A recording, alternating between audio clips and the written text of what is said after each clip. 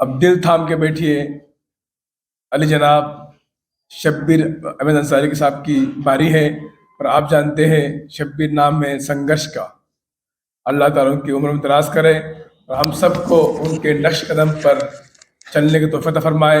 78 साल का जवान हमारे सामने आ रहा है और मैं समझता हूँ कि आप उनकी बात को गृह में बांध के ले आएंगे और किसी बात को फरामोश नहीं करेंगे। शब्बीर अहमद अंसारी साहब।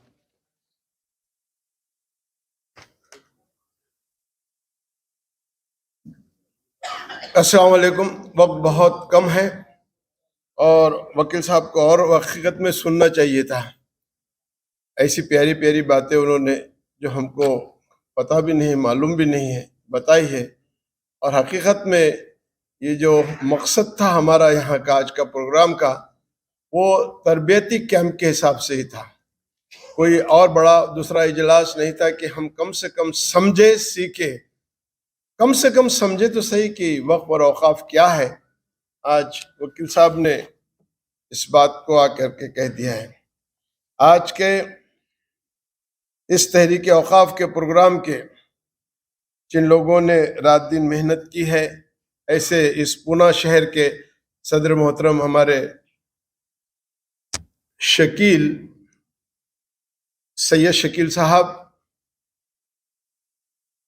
सिराज भाई, साजिद खां, बहुत ज़्यादा वक्त हो गया है नाम लेने में, और जब्बार भाई और सारी टीम जो हमारी काम कर रही है, उनका बहुत बेहद ममनून और मशकूर हूँ कि उन्होंने बहुत लोगों तक ये बातें हर जगह तक पहुंचाई। और अल्लाह का फजल करम है कि ये मेमोरियल हाल पूरा भरा हुआ है और पूरे तमाम महाराष्ट्र के अजला से, ज़िलों से और ताल्लुक़ से जो लोग आए उनका भी मैं शुक्रगुजार हूँ। उनको यही कहा था कि यहाँ कोई पॉलिटिकल स्टेज नहीं है, यहाँ कोई सत्कार और भाषण वाला मामला नहीं है, यहाँ तो कुछ बात बताई जा रही है, आप खाली सीखने के लिए यहाँ आइए।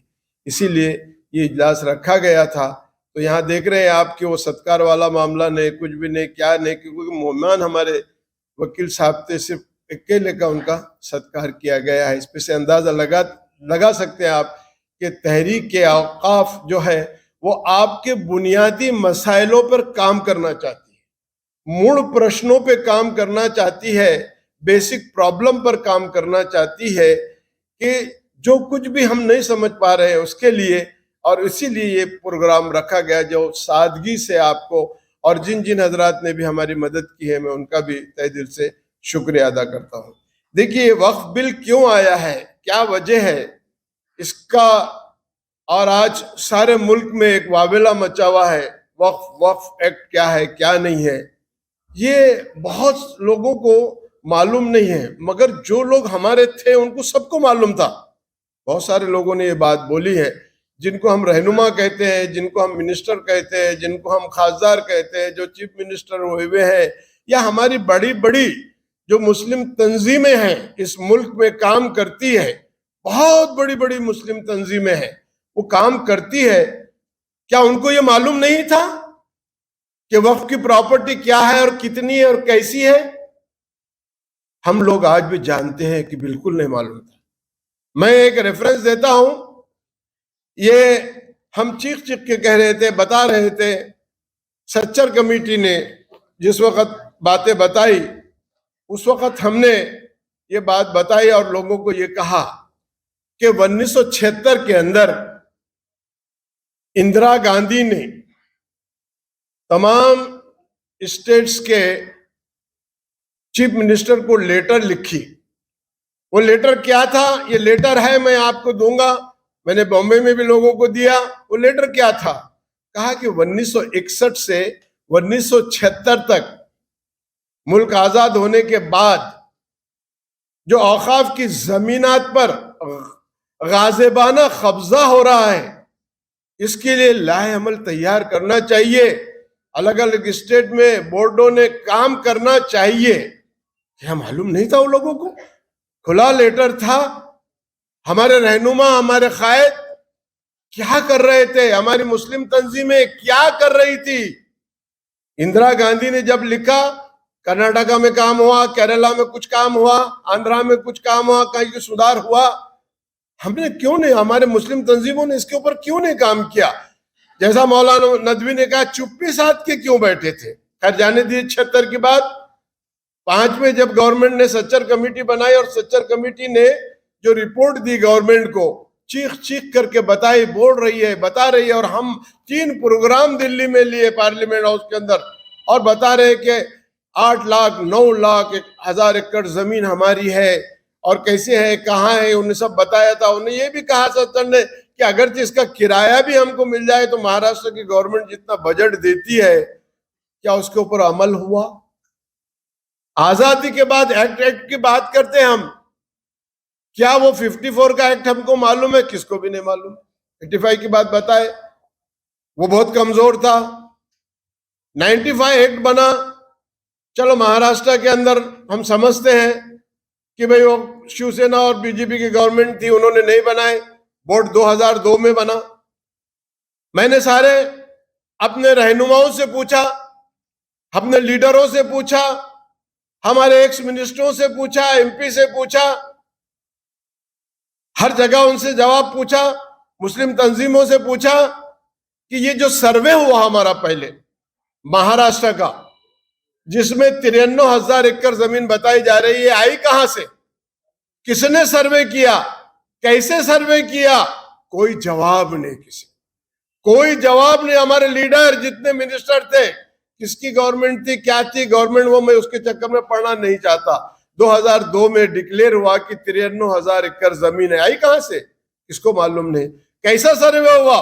किसको मालूम नहीं, कुछ मालूम नहीं। पहला बोर्ड बना, बोर्ड का चेयरमैन बना, चेयरमैन की किसी आमदार की बोलने की जरूरत नहीं, किसी खासदार की बोलने की जरूरत नहीं, कोई मिनिस्टर हिम्मत नहीं कर रहा। किसने किया उनके ऊपर हिम्मत? क्यों करी इतनी? तहरीक औकाफ ने इन 7 मेंबरों को जो बताया, जिनके ऊपर डिस्क्वालीफाई नहीं या फायर दाखिल है, अभी भी है, और कहां है वो? सुप्रीम कोर्ट में भाग गए, यहाँ हाई कोर्ट ने उसको दे दिया।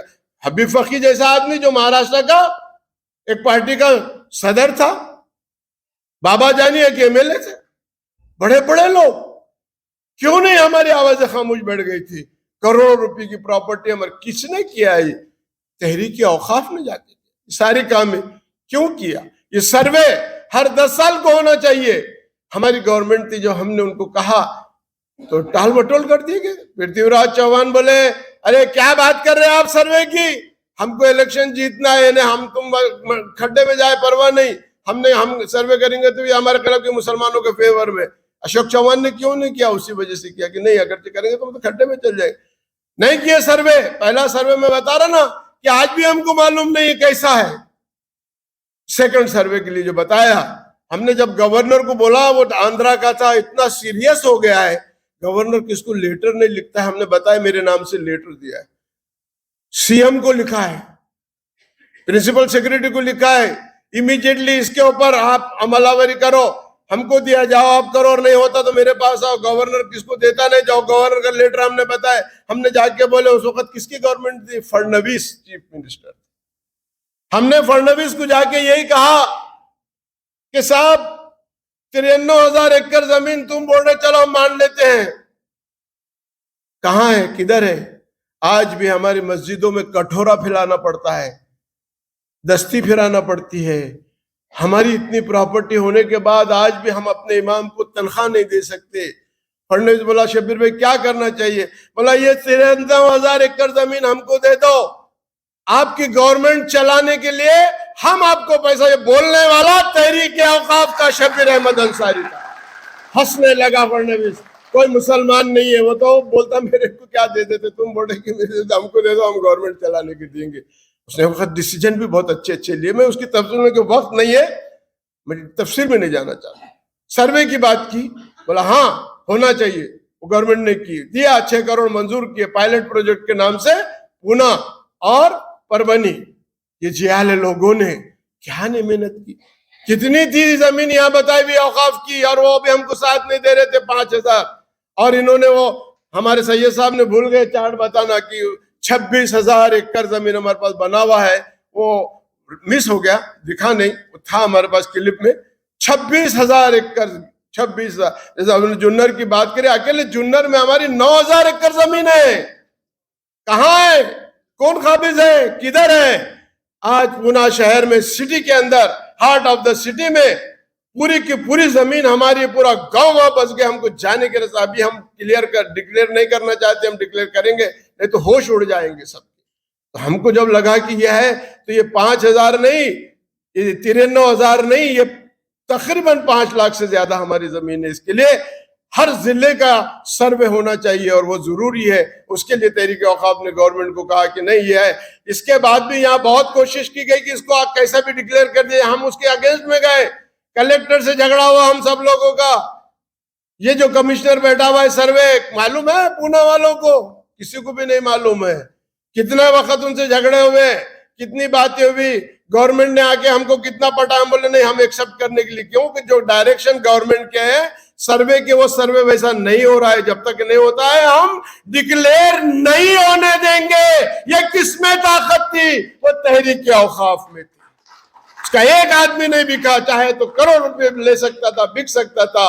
वो ताकत थी जिसको रोका और जिसके लिए पीआईएल दाखिल किया अभी गवर्नमेंट के खिलाफ कि जो डायरेक्शन गवर्नमेंट के थे वो नहीं हो रही है। यही काम तहरीक औकाफ कर रही है और उसी के लिए सब लोगों को, आज सारे महाराष्ट्र से जो लोग यहाँ आए उनको हम यही बताना चाहते हैं कि किस तरीके से ये सर्वे होता है, किया जाएगा, कराया जाएगा। ये लोग बैठे हुए हैं, आपको भी हम वो दे रहे हैं अभी, और वो किस तरीके से आप उसको कर सकते हैं। हर जिले में हमको करना है एक बड़ी लड़ाई। सईद खान ने बहुत अच्छी अच्छी बातें करे, बात तो मुझे भी बहुत करना था, वक्त खत्म हो गया है, इसके लिए नहीं। हम वकील साहब को भी सुनना चाहते थे, मैं भी और कुछ ऐसी बातें बताना चाहता था कि जो आपको कभी जिंदगी में मालूम नहीं है, ना हुई है। ये सब कौन थे जिम्मेदार?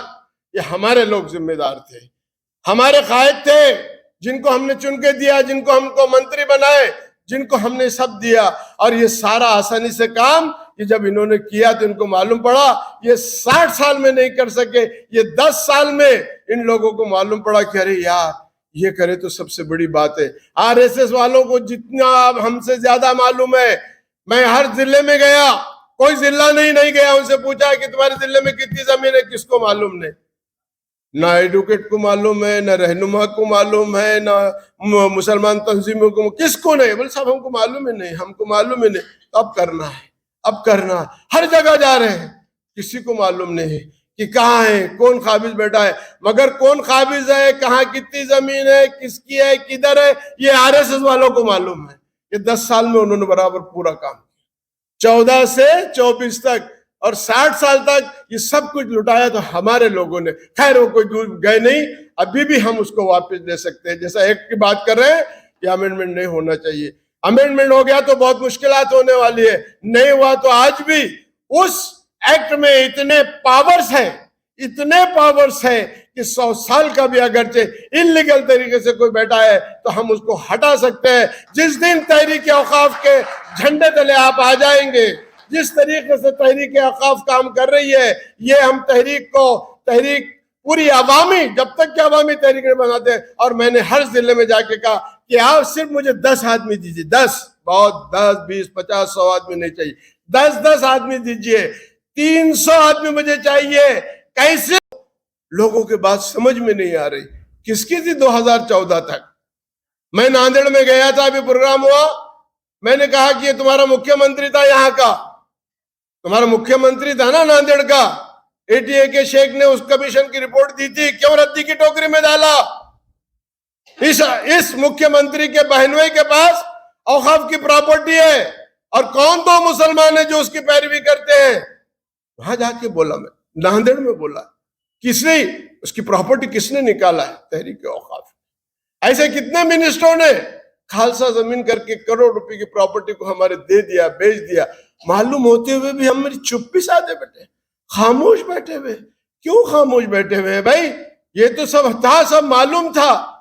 अब ये बिल आ गया करके हमको सब इधर महसूस हो रहा है, जैसा वकील साहब ने बोली कि तहरीक बनेंगे और करेंगे क्या है, क्या होने वाला है और क्या करने वाले और क्या कर सकते हैं। तो इस तरीके की तहरीक औकाफ ने जिस तरीके से अंदाज में, क्योंकि अखलाकी जुर्रत किसमें भी नहीं थी, हक बात करने की बात किसी में भी जरूरत नहीं थी, बड़े बड़े लीडरों से, मिनिस्टरों से जी हुजूरी करने की ताकत हम में से, अल्लाह से डर के, अल्लाह से नहीं इनसे डरने की ताकत हम में थी कि नहीं यार इनके साथ हमारा क्या। इसी वजह से तो सारी हमारी प्रॉपर्टी चले गई, तबाह बर्बाद। 80% जो प्रॉपर्टी हमारी चले गई, कैसा हुआ, किसने क्यों नहीं आवाज उठाई? तहरीक औकाफ ने जब बात की तो वो आया, क्यों लात मारना पड़ा हमको? जो बात कही गई थी बिल्कुल सही थी कि हमारे लोग 2-2, 3-3 महीने, 4-4 महीने, 6-6 महीने चक्कर मारते थे, उनकी फाइल ही नहीं मिलती थी, जगह ही नहीं मिलती थी। हमने कई बार समझाया कि भाई लोग परेशान है, चेंज रिपोर्ट नहीं हो रही है, पैसे अंदर से चल रहे हैं, वजू कर रहे हैं तो बोले हमारे जेब में पैसे डाल दो। वो चलते हैं, जायज हो रही है बातें, औकाफ बोर्ड में हो रही है, हम क्यों खामोश बैठे हुए हैं? देने वाले भी हम हैं, वो भी मुजरिम है, जाके उनके जेबों में डालने वाला मुसलमान है। साहब मेरी बोगस कम से कम वो तो कर दो। अरे ईमान कहाँ हमारा चला गया? पकड़ने की कोशिश कर रहे हैं, बोल रहे हैं कहीं किसी को पता करने की, क्यों हमको ताला मारने, क्यों हमारे ऊपर 353 की केस हो गए? जो मौलाना आज अपने पे एक है, अब तो आने वाले दिनों में अपने को रोज जाना पड़ेगा जेल में, क्योंकि इसके सिवा अब रास्ता ही नहीं नजर आ रहा।